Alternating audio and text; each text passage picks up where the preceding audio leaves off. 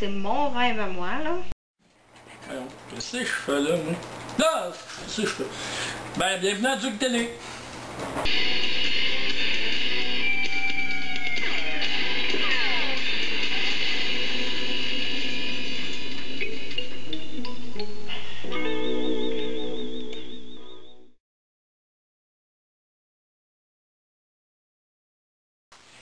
Salut tout le monde, c'est Marie-Lune, j'espère que vous allez bien.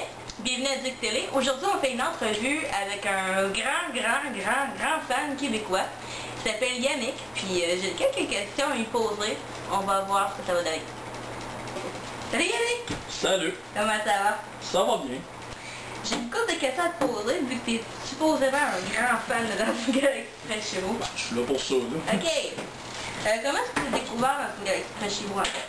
À vrai dire, j'ai connu ça quand ça a sorti à Canal Famille, il y a une dizaine d'années dans le fond, j'avais vu une publicité, ça m'avait intrigué.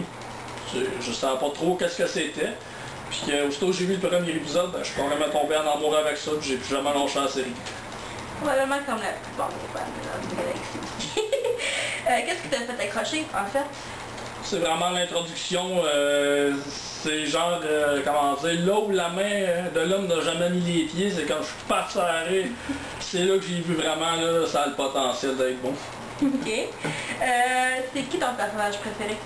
J'avoue que je les aime pas mal toutes, mais j'avoue que j'ai une préférence pour Bob, comme beaucoup de monde, puis aussi Flavien, tu sais, c'est comme dans le dernier épisode, où tu voyais que le capitaine, ou plutôt l'avant-dernier épisode, parce que tu vois le capitaine qui décrit les qualités, puis les points faibles des personnages, dans le fond, qui montre le duo de Bob et Flavien, c'est comme vraiment mes préférés, tu sais, Bob pour sa stupidité, puis Flavien, justement, parce qu'il embarque vraiment des conneries de Bob. Fait que dans le fond, on pourrait vraiment dire que j'ai vraiment une affinité pour Bob. Puis dans le fond, Bob et Flavien aussi, c'est deux grands naïfs. Oui. Deux grands naïfs qui sont très attachants aussi. Ouais, ben c'est l'innocence qu'ils ont que je trouve qui font qu'ils sont intéressants. Ça, c'est, on dirait que c'est pour ça que le monde tripe autant sur Bob en particulier. Parce qu'il est épais, oui.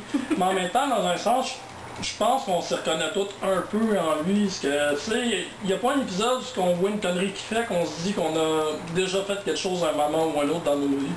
Peut-être pour ça qu'on s'accroche autant à lui. Oui, c'est vrai ça. Quel moment de la série t'as le mieux apprécié et pourquoi? Oh boy, il y en a tellement, c'est à l'image des Simpsons, il y a tellement de bouts épiques dans la série qu'on peut pas vraiment toutes les nommer. Mais j'avoue qu'il y a l'introduction du diable dans l'épisode justement, il y a Yob, ce qui se présente là, tu sais, mon nom est Satan, Lucifer, Belzébuth le démon, mais mon vrai nom c'est Steve, que tu t'attends pas à ça pendant tout, là, j'ai ri en ce moment qu'à chaque fois je vois ça. Mais sinon, c'est pas mal la séquence que j'ai le plus ri en tant que tel.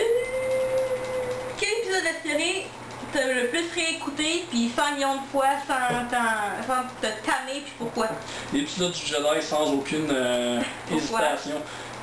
Juste la fameuse phrase, ça se dit pas ces affaires-là, ça en vaut la peine. C'est la phrase. On ne saura jamais, c'est quoi? C'est ça, c'est comme je croise Réal Bossé ou n'importe quel acteur de la série, il va falloir que je lui demande c'est quoi qu'ils se disent.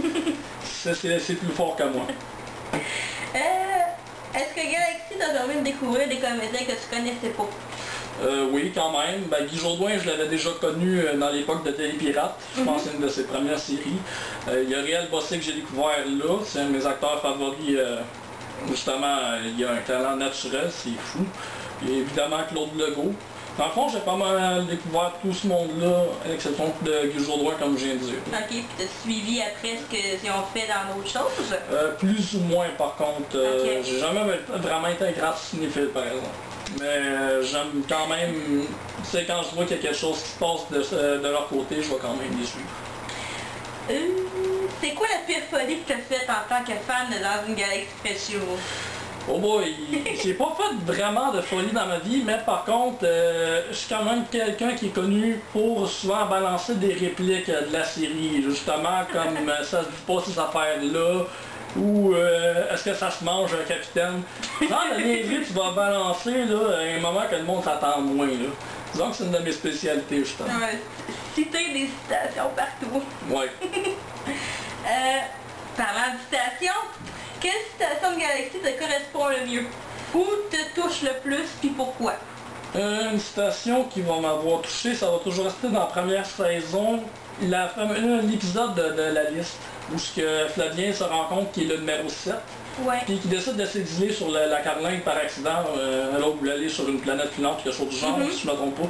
Puis le capitaine va le réconforter, on va dire comme du monde. Puis il dit la phrase suivante, tu sais, tu pourrais être un ivoire de l'espace et être une personne formidable, ou être un petit scientifique misérable et méprisant. Tu sais, oui, il voulait rire de Brad, mais je trouvais que ça avait vraiment du sens. Tu sais, ça montre que c'est pas la position sociale qui importe dans la vie, c'est qu'est-ce qu'on est.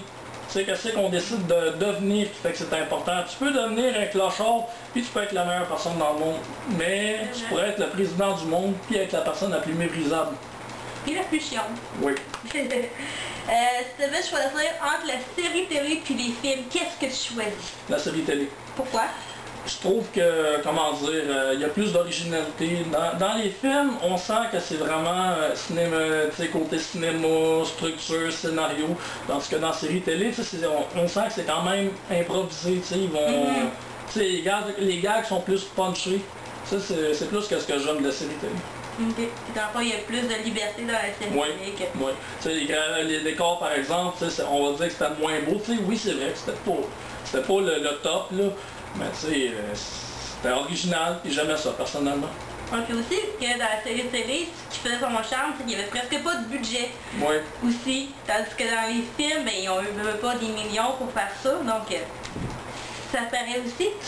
À part Galaxy, c'est quoi tes autres passions?